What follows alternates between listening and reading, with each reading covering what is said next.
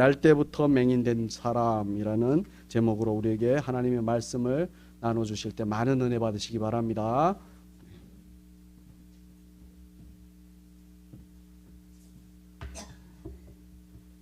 할렐루야, 반갑습니다. 장마철에 피해는 없으신지. 오늘 그 설교 제목이 날 때부터 맹인된 사람입니다. 미리 이렇게 잠깐 맹인이라는 단어에 대해서 잠깐 얘기를 드려야 될 것 같아서, 사실은 요즘은 맹인이라는 단어를 잘 쓰지는 않습니다. 원래 한자말로 눈이 보이지 않는 사람, 그래서 특별히 이제 그런 사람을 비하한다거나 무시한다는 그런 의미를 가지지는 않았는데, 점차 이제 우리가 사용하지 않는 단어가 되고, 요즘은 뭐 시각장애인 뭐 이런 단어들을 주로 씁니다. 근데 우리가 보는 지금 개역개정 성경에 맹인이라고 되어 있기 때문에 거기에 따라서 날 때부터 맹인된 사람이라고 설교 제목을 만들었습니다. 그리고 또 제가 설교하는 중에도 이 맹인이라는 단어를 계속 쓰게 될 것 같은데, 혹시라도 불편해 하시지 않도록 미리 양해를 조금 구합니다. 오늘 본문은 예수님께서 제자들과 함께 길을 걷다가 우리 제목처럼 날 때부터 맹인된 사람을 만나는 그 순간부터 이야기가 시작됩니다. 1절은 예수께서 길을 가실 때에 날 때부터 맹인된 사람을 보신지라. 우리가 이전에 요한복음 5장 말씀 나눌 때 38년 된 병자 이야기를 함께 나눴던 적이 있습니다. 그때 그 병자가 성전 곁에 있었다라고 얘기를 했었습니다. 예수님 오셨던 2000년 그 당시에는 이제 장애를 가진 사람, 뭐 앞 못 보는 사람, 뭐 불치병에 걸린 사람, 못 걷는 사람, 이런 사람들이 스스로는 자신의 삶을 책임지기가 어려웠습니다. 그래서 거의 대부분은 구걸을 하며 지냈다고 하는데, 구걸을 했을 때 가장 그나마 말하자면 이제 돈을 많이 받을 수 있는 곳이 성전 주변이라고 합니다. 그래서 그때 5장에 38년 된 병자도 성전 주변에 있었었고, 사도행전에도 그런 장면이 나옵니다. 사도행전 3장 2절에는 나면서 못 걷게 된 이를 사람들이 메고 오니 이는 성전에 들어가는 사람들에게 구걸하기 위하여 날마다 미문이라는 성전문에 두는 자라. 요한복음 5장에 38년 된 병자, 그리고 방금 읽은 사도행전에 나면서 못 걷게 된 사람, 그리고 오늘 본문에 날 때부터 맹인된 사람, 모두 성전 곁에서 구걸하며 살아가고 있었던 사람입니다. 평생을 구걸을 해야 살 수 있었으니까 그 사람들의 인생이 얼마나 비참하고 끔찍했었을지, 그래서 그 사람들이 가진 그 사람의 환경, 그들의 삶은 스스로는 절대 헤어나올 수 없는 그런 인생이었을 것입니다. 자신들이 가진 문제를 단 하나도 스스로 해결할 수 없는 끔찍하고 불행한 인생이 바로 성전 곁에서 구걸하던 이 사람들입니다. 예수님과 제자들이 길을 걷다가 바로 그 사람 맹인을 만나신 것입니다. 그런데 그 자리에 있던 예수님의 제자들이 이제 예수님께 질문을 합니다. 2절입니다. 제자들이 물어 이르되 랍비여, 이 사람이 맹인으로 난 것이 누구의 죄로 인함이니이까? 자기니이까 그의 부모니이까? 예수님과 제자들이 만났던 그 성전 앞에서 구걸하던 날 때부터 맹인된 사람, 평생을 구걸하며 끔찍한 인생을 살고 있는 그 사람, 저 사람이 저렇게 끔찍하고 불행한 인생을 사는 것은 뭐 때문에 그런 것입니까? 분명히 이유가 있을 거다라는 것입니다. 나면서부터 단 한 번도 세상을 보지도 못하고 단 한 번도 자기 스스로 돈을 벌어서 자기 생계를 책임지지도 못하는, 말하자면 형벌과도 같은 인생을 사는 이 사람, 이런 고통스러운 인생을 산다면 반드시 무슨 원인이 있지 않느냐, 그런 질문입니다. 당시 사람들은 죄와 그 벌 간에 이렇게 분명한 인과관계가 있다고 믿었습니다. 그리고 심지어 사람이 태어나기 전에 뱃속에 있을 때부터 죄를 지을 수 있다라고 가르치는 사람들도 있었다고 합니다. 그런데 그 정도는 아니더라도 요즘 시대에 우리들 역시도 우리가 당하는 고통, 고난, 어려움들이 뭔가 원인이 있지 않을까, 이런 생각을 쉽게 하게 마련입니다. 그런 고통을 받을 만한 죄를 저질렀기 때문에 또는 나쁜 짓을 했기 때문에 그런 일을 당하는 것 아니겠느냐, 그런 생각이 특별히 이상하거나 특별한 생각은 아닙니다. 우리가 잘 알고 있는 사자성어, 인과응보, 권선징악 같은 그런 사자성어가 바로 그런 생각들을 드러내는 것입니다. 하나님을 믿는 사람들 사이에도 그런 생각이 있습니다. 욥기에 보면 욥이 그 고난을 당한 이후에 하나님께 끊임없이 애타게 질문합니다. 자신은 이런 고난을 당할 단 하나의 죄도 저지른 적이 없는데 하나님은 그러신 분이 아닌데 왜 나는 이렇게 고난을 당하는가? 그 욥을 위로하기 위해서 온 욥의 세 친구는 욥에게 이렇게 얘기합니다. 하나님은 선하신 분이기 때문에 네가 분명히 뭔가 죄를 저질렀기 때문에 그런 고난, 고통을 당하는 거지.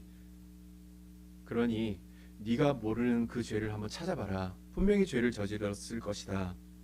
무엇을 잘못했는지, 어떤 죄를 저질렀는지 빨리 찾아서 빨리 회개해라.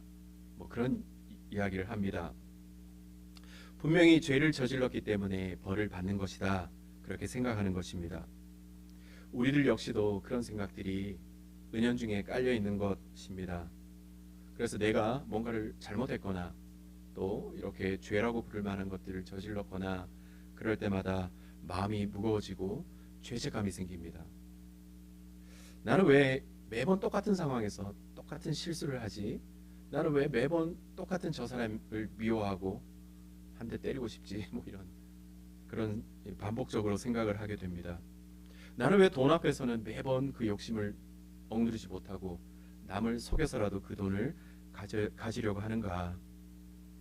이러저러 생각들로 죄책감에 시달리기 시작하면 그 죄책감이 우리를 이제 건강한 회개로 이끌기도 하지만 사실은 우리에게 두려움을 주기도 합니다.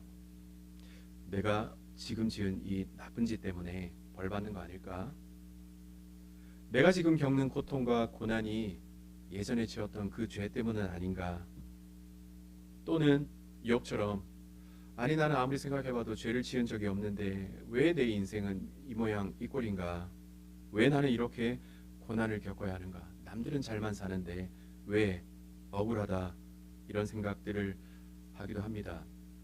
그리고 가끔은 우리가 회개할 때도 그 회개가 이제 닥쳐올 두려움, 그 벌을 없애기 위한 그런 회개이기도 합니다. 예를 들면 학생이 학교에서 잘못을 하고 선생님께 매맞지 않기 위해서 싹싹 비는 것처럼 하나님 앞에 회개할 때 하나님, 제가 이렇게 싹싹 비니까 제게 벌은 내리지 마세요.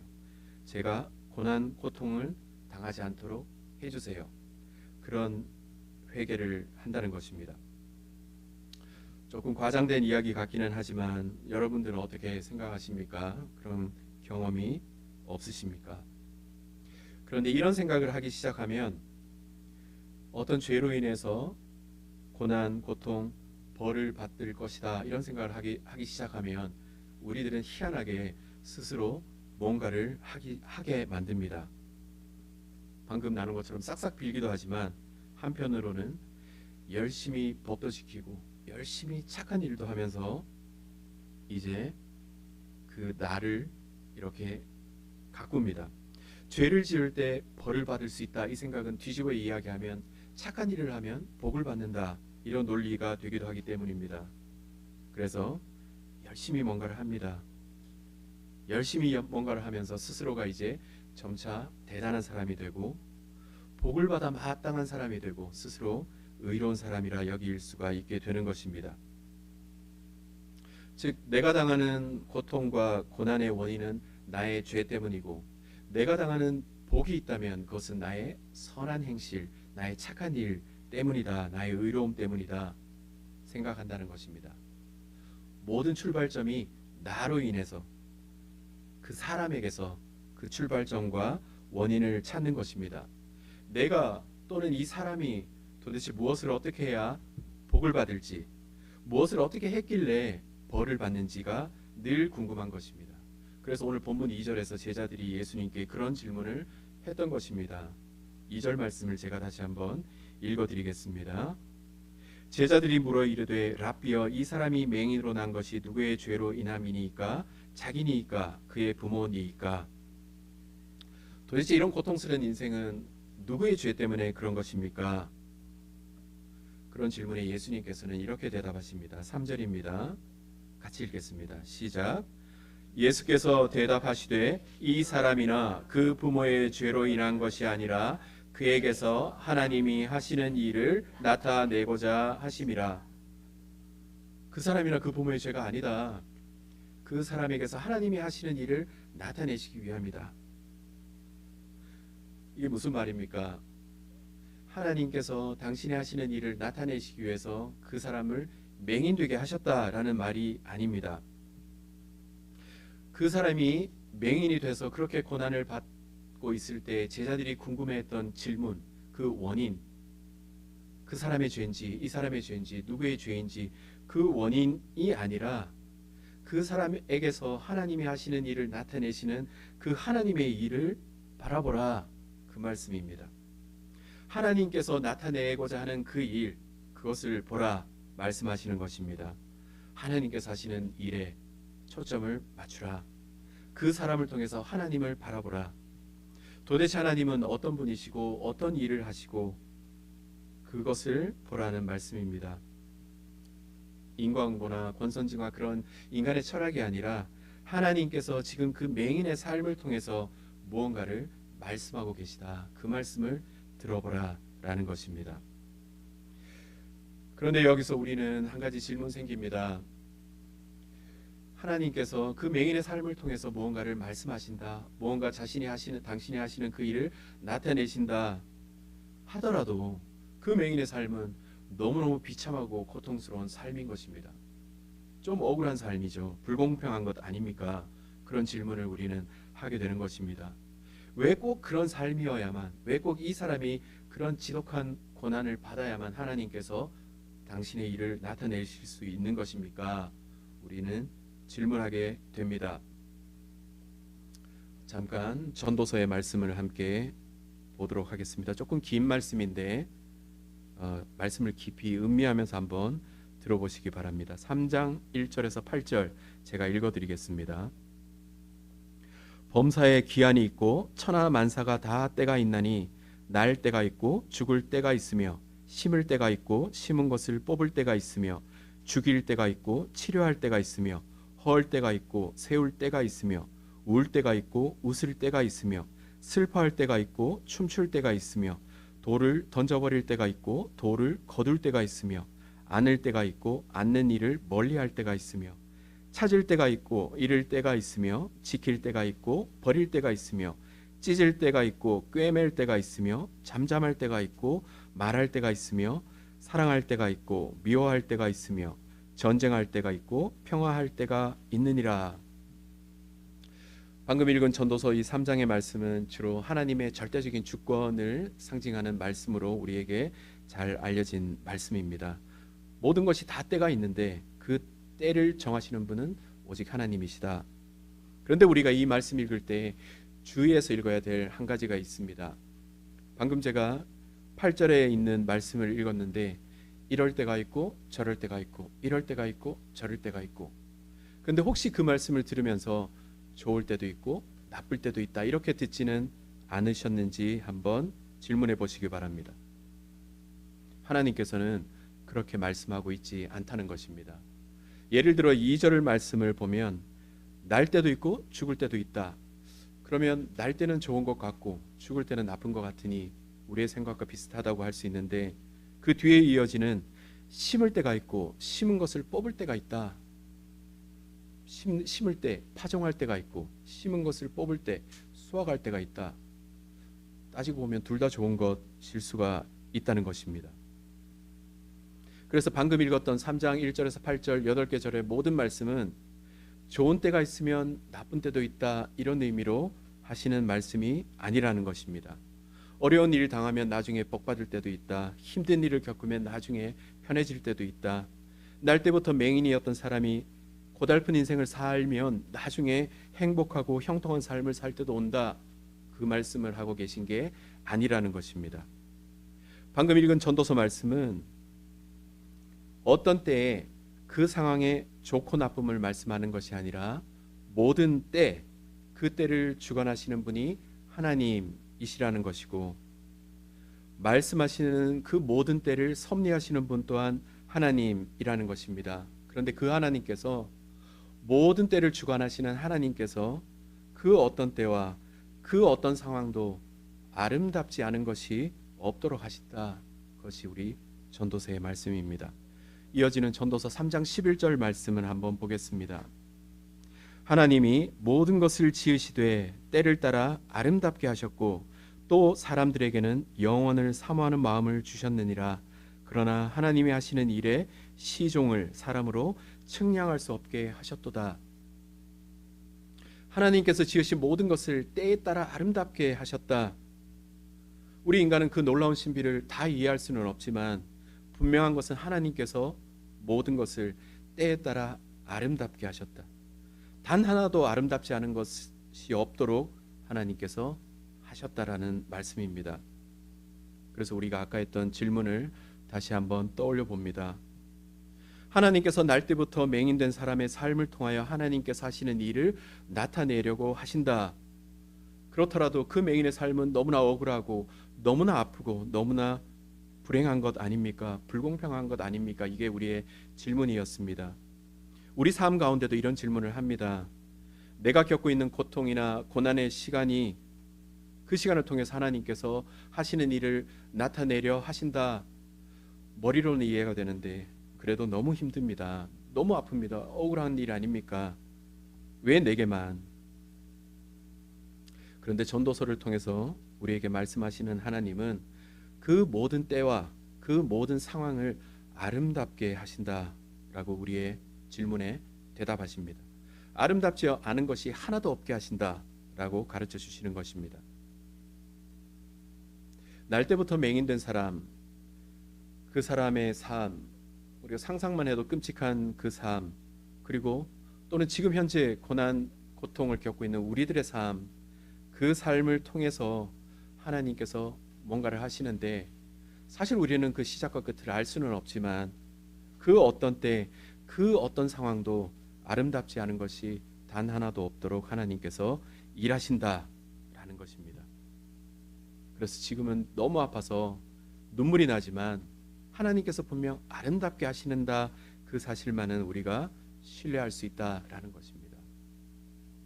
우리 이 질문에 대한 대답은 설교 뒷부분에 조금 더 나누도록 하겠습니다. 오늘 본문에서는 날 때부터 맹인된 사람의 삶을 통해서 하나님께서 당신이 하시는 일을 나타내신다. 다시 말해서 전도서의 말씀을 여기 넣어보면 하나님께서 아름답게 하시는 일을 나타내시려고 하신다, 그 말씀입니다. 그런데 사실 하나님께서 아름답게 하시는 그 일의 가장 절정이고 가장 최고의 순간을 오늘 본문이 말씀하고 있는 것입니다. 오늘 본문 4절과 5절입니다. 같이 읽겠습니다. 시작.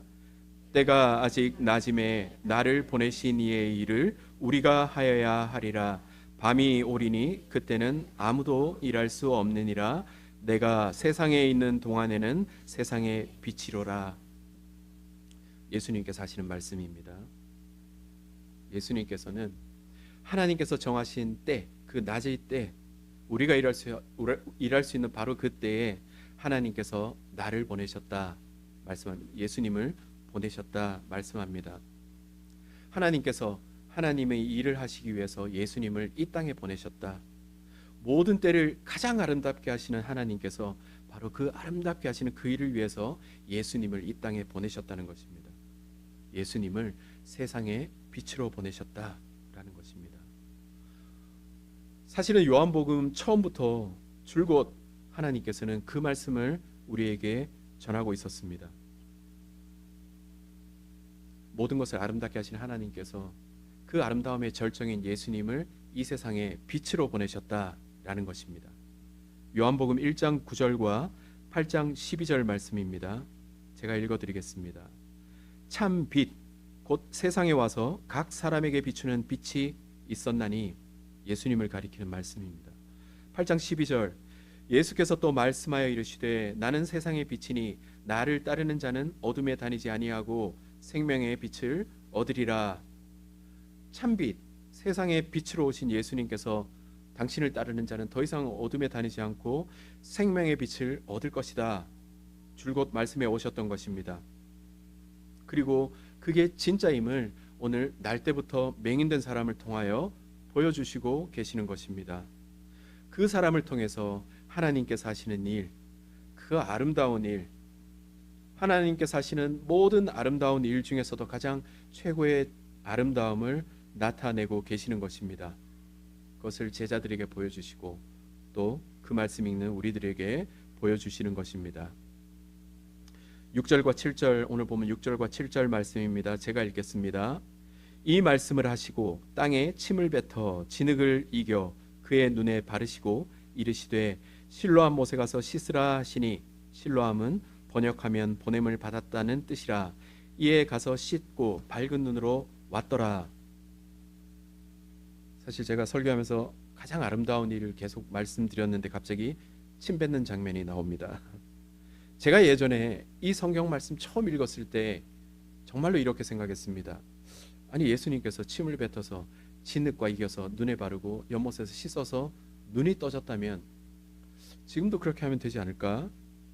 침을 뱉어서 진흙에 이겨서 눈에 바르고 뭔가 효과가 나지 않을까, 그런 생각을 실제로 했었습니다. 제가 처음 교회 나왔을 때. 혹시 이런 생각 해보신 분이 있으신지 모르겠는데, 이런 생각을 우리가 뭐라고 부릅니까? 미신이라고 부릅니다. 예수님이 아니라 침, 흙, 연못, 그런 것에 영험한 능력이 있다고 보는 것, 그게 바로 미신입니다. 2000년 전 예수님 계시던 그 당시에는 침이 병든 곳 치료하는데 효험이 있다고 믿었다고 합니다. 요즘 말로 하면 민간요법 같은 그런 건데, 우리도 그런 게 있습니다. 모기에 물려서 너무 가려울 때 우리가 침을 바르기도 합니다. 의학적인 근거가 있든 없든 그 침을 바르는 것, 그것이 그 당시에 흔하게 사용하던 민간요법 중에 하나였습니다. 그래서 예수님께서 그 맹인을 위해 침을 진흙에 이겨 바르는 행동이 그렇게 특별한 행동은 아니었을 것입니다. 그리고 중요한 것은 예수님께서 그렇게 침을 뱉어서 진흙에 이겨 눈에 발랐을 때 아무런 일도 일어나지 않았다는 것입니다. 그 맹인이 눈을 뜬 것은 우리가 방금 읽었던 것처럼 7절의 말씀에서 눈을 뜨게 됩니다. 눈에 침과 진흙을 바른 맹인이 실로암 못에 가서 씻으라, 그 말을 듣고 가서 씻고 난 이후에 눈이 떠졌습니다. 독특한 행위가 눈을 뜨게 한 것이 아니고 침이나 진흙이나 실로암 연못에 물이 눈을 뜨게 한 것도 아니라 예수님의 말씀, 가서 씻으라, 그 말씀을 믿는 믿음으로 가서 씻었을 때 눈이 뜨여진 것입니다. 그런데 죽은 자도 살리시는 예수님께서 뭐 이렇게 복잡한 방법을 쓰셨을까? 말씀 한마디면 눈이 번쩍 뜨일 수 있었을 텐데, 너 지금 눈이 떠져라 하면 뜨였을 것인데 왜 예수님은 이렇게 복잡한 방법을 쓰셨을까? 아마도 예수님께서는 그 맹인의 믿음을 원하셨던 것일 것입니다. 그래서 예수님께서 침과 진흙을 눈에 바르고 실로암 연못에 가서 씻으라, 그동안 자기 눈에는 아무런 반응이 없었음에도 불구하고 신기하게 그 맹인은 그 실로암 연못까지 가서 씻고 눈이 뜨여졌습니다. 태어나면서부터 단 한 번도 세상을 본 적이 없고 어둠 속에서만 지내왔던 그 맹인이 드디어 세상의 빛으로 오신 예수님을 만나 그 말씀을 믿는 믿음으로 참 빛을 보게 된 것입니다. 어둠에서 빛으로, 죽음에서 생명으로 나오게 된 것입니다. 하나님께서는 그 맹인의 삶을 통해서 예수가 가짜 빛이 아니라 세상의 진짜 빛이라는 것을 보여주고 말씀하고 계시하고 계시는 것입니다. 오늘 보면 3절 말씀처럼 그에게서 하나님이 하시는 일을 나타내신 것입니다. 모든 때를 아름답게 하시는 하나님께서 날 때부터 맹인된 사람의 이 때를, 그 인생을 가장 아름다운 순간으로 만드시는 것입니다. 우리 아까 했던 질문을 다시 잠깐 살펴봅니다. 여전히 우리 마음속에는 그래도 그 맹인의 삶은 너무 아프고 너무 억울하고 불공평한 것 아닌가, 정말 그런 인생을 아름답다고 감히 말할 수 있을까 하는 질문입니다. 우리가 처음에 나눴던 것처럼 그 맹인은 자신의 힘으로는 스스로 절대 자신의 상황에서 벗어날 수 없다는 것을 알고 있었을 것입니다.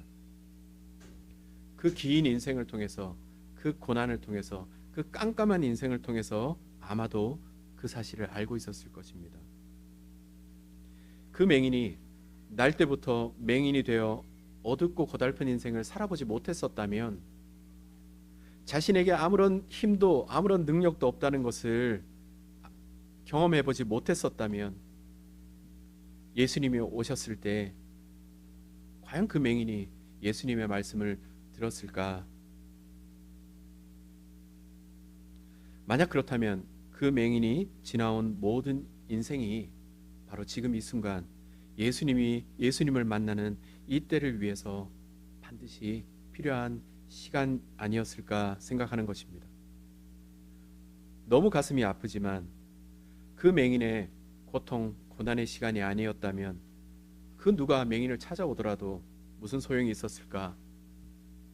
맹인이 스스로 자기가 일을 해서 벌어먹고 살 수 있고 스스로 착한 일도 할 수 있었다면, 자신의 힘으로 그 인생을 충분히 건사할 수 있었다면 예수님이 필요했었을까? 이런 가장 극명한 예가 바리새인, 우리가 잘 알고 있는 바리새인입니다. 오늘 PPT로는 준비 안 되어 있지만 9장 말씀을 쭉 읽어보면 예수님께 바리새인이 질문합니다. 우리도 맹인입니까? 그런데 41절에서 예수님이 이렇게 말씀하십니다. 예수께서 이르시되 너희가 맹인이 되었더라면 죄가 없으려니와 본다고 하니 너희 죄가 그대로 있느니라. 구원받기 어렵다. 예수님께서 찾아오시는 그때에 하나님께서 만드시는 아름다움의 그 절정의 때를 위해서 지나간 모든 때, 모든 상황, 모든 시간 역시도 하나님께서 아름답게 만드셨다는 것입니다. 비록 그 시작과 끝은 우리가 측량할 수가 없지만 하나님께서는 그 날 때부터 맹인된 그 사람의 인생 중에 단 한순간도 아름답지 않은 때가 없도록 하셨습니다. 그리고 그 아름다움이 예수 그리스도를 만나서 최고의 아름다움으로 꽃피우게 되었다라는 것입니다. 맹인은 그 예수님을 만나면서 육신의 눈을 뜬 것뿐만이 아니라 죄로 인해서 영원한 어둠 가운데 살다가 영원한 죽음에 빠지게 될 운명이었던 그 자신 역시도 생명의 참빛으로 말미암아서 영원한 새 생명을 얻게 되었습니다. 눈이 먼 상태로 성전 곁에서 매일매일 구걸하던 그 인생이 상상도 할 수 없는 일이 일어난 것입니다. 하나님이 모든 것을 지으시되 때를 따라 아름답게 하셨고 그 말씀이 이루어진 것이죠.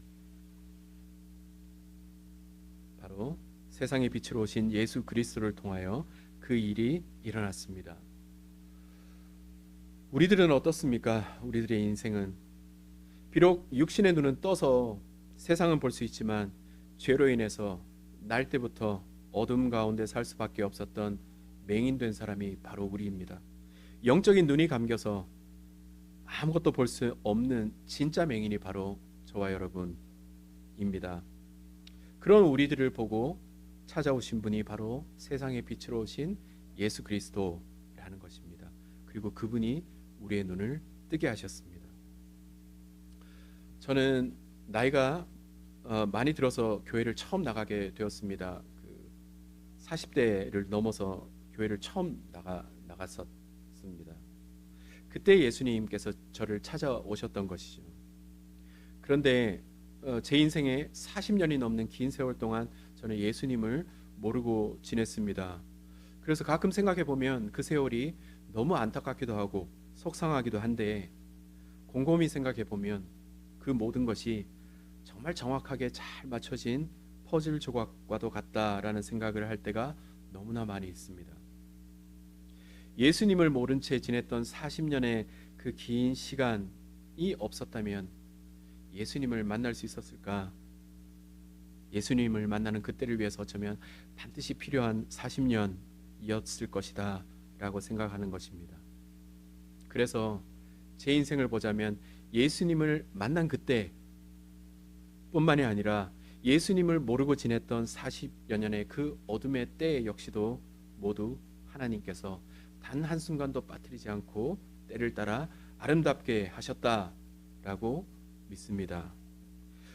우리 모두 각자 사연은 너무 다양해서 어떻게 예수님을 만났는지 잘 모르겠습니다. 그런데 특별히 우리 교회는 북한에서 이렇게 탈출해서 그 과정 동안 말할 수 없이 힘들고 어려운 시간들을 보낸 형제 자매들이 모인 교회입니다. 제가 가끔씩 그런 이야기를 들을 때마다 저 같은 사람은 상상도 할 수 없는 어렵고 힘든 시간을 보냈었구나라는 걸 알게 됩니다. 그런데 저 같은 사람이 감히 그 시간이 아름답다라고 말할 수 있는 것은 그런 그때도 또 예수님을 만난 그때도 또 지금 이 순간에도 모두 하나님께서 때를 따라 아름답게 하셨기 때문입니다. 세상에 비치신 예수 그리스도를 통해서 우리를 영원한 어둠에서 구원하시기 위해 하나님이 크고도 아름다운 그림을 우리 인생 가운데 각자의 인생 가운데 그리신 것입니다. 때를 따라 아름답게 했다. 그래서 때를 따라 우리가 늘 기쁘다, 늘 행복하다, 늘 신난다라는 것은 아닙니다. 아까 읽은 전도서 3장 4절에는 우울 때도 있고 웃을 때도 있고 슬퍼할 때도 있고 춤출 때도 있다 말씀합니다. 다시 말해서 우울 때도 슬퍼할 때도 있지만 그때도 하나님께서 아름답게 하신다. 심지어 전도서 8절에서는 3장 8절에서는 미워할 때도 있다라고 말씀합니다. 누군가를 미워하는 그 지독한 마음 그때에도 하나님께서 아름답게 하신다. 예수 믿고 구원받고 난 이후에 우리 지금의 삶 가운데에도 우리는 여전히 어려운 일들을 겪습니다. 그런데 그 모든 때 역시 하나님께서 가장 아름답게 만드시는 시간들로 채워진다라는 것입니다. 그것이 바로 저와 여러분의 삶입니다. 말씀을 정리합니다. 예수님께서는 세상에 빛으로 오셨습니다. 날 때부터 맹인된 우리들을 어둠에서 죽음에서 구원하시기 위해서 세상의 빛으로 오셨습니다. 하나님께서 만드시는 아름다움의 최고의 절정인 예수 그리스도께서 우리를 찾아오셔서 맹인된 우리의 눈을 뜨게 해주신 것입니다. 그래서 우리는 모두 지난 생활 아름다운 때를 지내왔고 또 지내고 있고 앞으로의 삶 역시도 아름다운 때로만 가득할 것입니다. 오늘 우리 본문에서 맹인에게서 하나님께서 하시는 일을 나타내실 것이라 예수님 말씀하셨습니다. 그 말씀처럼 날 때부터 맹인 되었던 저와 여러분의 삶을 통해서 하나님께서 또다시 하나님께서 하시는 일을 나타내실 것입니다. 아직 우리 주변에 어둠 가운데 맹인된 삶을 사는 사람들이 너무나 많이 있습니다. 4절에서 예수님께서 이렇게 아까 말씀하셨습니다. 때가 아직 낮음에 나를 보내신 이의 일을 우리가 하여야 하리라. 우리가 하여야 하리라 말씀합니다. 우리가 비록 가진 것이 없고 아는 것이 없다 하더라도 하나님께서 만들어 가시는 그 아름다운 삶, 우리 모든 삶을 통해서 우리가 사는 삶의 모양을 통해서 오늘 본문의 그 맹인의 삶을 통해서 우리가 깨닫게 된 것처럼 우리 삶을 모양을 통해서 세상에 빛으로 오신 예수 그리스도를 증거하는 것, 그것이 바로 우리가 예수님과 함께 해야 할 일입니다. 저와 여러분 모두 그런 아름다운 삶을 통해서 세상의 빛으로 오신 예수 그리스도를 증거하는 그리스도인 되시기를 주님의 이름으로 축원합니다. 함께 찬양하시겠습니다. 예수 우리들의 밝은 빛.